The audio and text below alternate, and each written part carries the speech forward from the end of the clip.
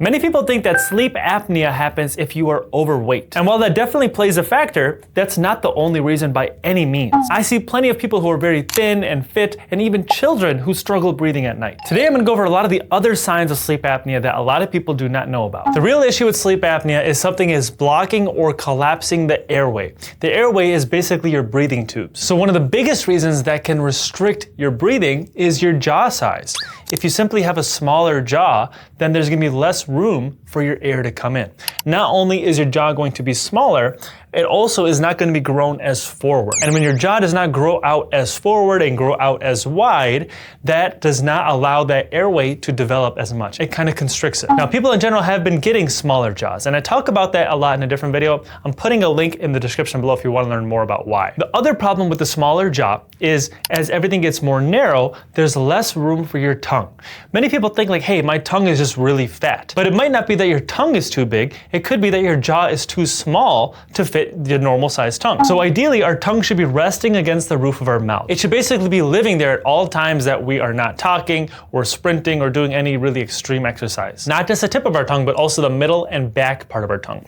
And it should kind of be suctioned up to the roof of the mouth. This is proper oral posture. Not only should our tongue be like this, our lips should be closed and our teeth should be slightly touching. When our tongue is able to rest freely in this position, one, that means that there's enough room for our tongue, but also it prevents our tongue from falling back.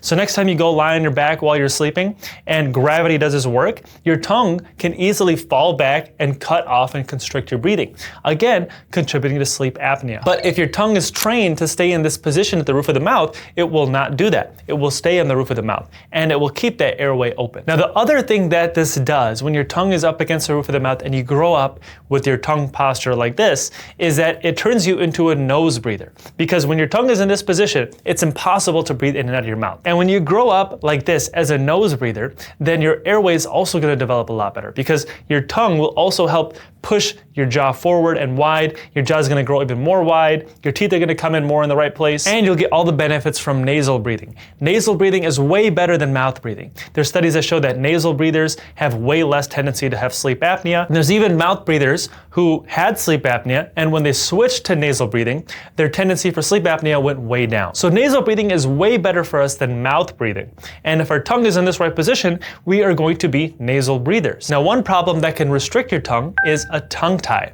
Nowadays, we're finding a lot more classifications for tongue ties. A tongue tie is basically when your tongue has this attachment to the floor of the mouth, but that attachment is really short, and it kind of restricts the movement of your tongue. When your tongue movement is restricted, it's not able to go up to the roof of the mouth where it's supposed to be, and it's going to be more likely to fall back and cut off that breathing. This is again going to lead to snoring and more likely sleep apnea. Now, there could be a lot of other reasons that contribute to this as well. You could have a really blocked nose. You could be from allergies. You could have a deviated septum. You could have really large tonsils and adenoids. But the thing is, as you grow up from a mouth breather, it kind of contributes to all of these problems. Again, I talk about a lot of this in some of my other videos, so if you want to check out my other content, you can. But you might want to go to an ENT, an ear, nose, and throat doctor, and also a sleep doctor, because these two guys can look at your airway. They can see, for example, if you need any sort of surgery, if you need your tonsils removed, if you need to address your deviated septum, and they can also evaluate your sleep. All of this is super important in adults, but it's even more important in kids,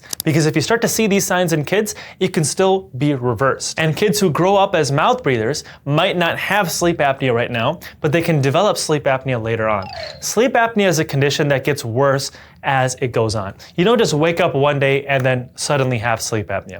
It's a chronic condition. So as you struggle breathing every single night, you're gasping for air, you create more chronic stress, chronic inflammation. This is just going to damage everything even more and then make your airway tubes harder and harder to breathe so that sleep apnea just keeps getting worse. So if you have a child and you notice any of these signs and symptoms, that they're a mouth breather, they're not sleeping well, they have like droopy eyes, sometimes they're even wetting the bed, or if they're snoring and sometimes even grinding the teeth. If a child grinds their teeth when they're sleeping, it's a huge sign of an airway problem. This would be a good time to take them to a pediatric ENT or an ear, nose, and throat doctor. Now, luckily, there's still a lot you can do if you're an adult as well. There's not much you can do to basically correct your jaw growth unless you get a surgery, but you can still get, for example, if you have a tongue tie, you can get that addressed. You can start doing some tongue exercises. I did talk about some tongue exercises in some of my other videos, so I'm putting a link below if you want to learn about that. And there's also some breathing training where you can kind of train yourself to be become more of a nose breather. And at the same time, getting a sleep study can help as well. Again, I talk a lot about this stuff in my channel. So if you want to see more videos about how you can actually unblock your nose and start breathing better, again, check out some of my videos on my channel. I'm putting some links in the description below so you can watch those too. But anyways, thank you guys for watching. I hope you liked that video. If you haven't already, hit that thumbs up button and subscribe to my channel below. And I will see you guys in the next video. If you ever thought about getting veneers, you've probably heard some mixed things. Some people might tell you go to Turkey to get these cheap veneers. Some people might tell you to never get it because they're just gonna shave down your teeth and then you're gonna have these ugly looking chiclet teeth. Well, in this video, I wanna go over everything you need to know about veneers so that you know exactly what you're getting yourself into. So what exactly are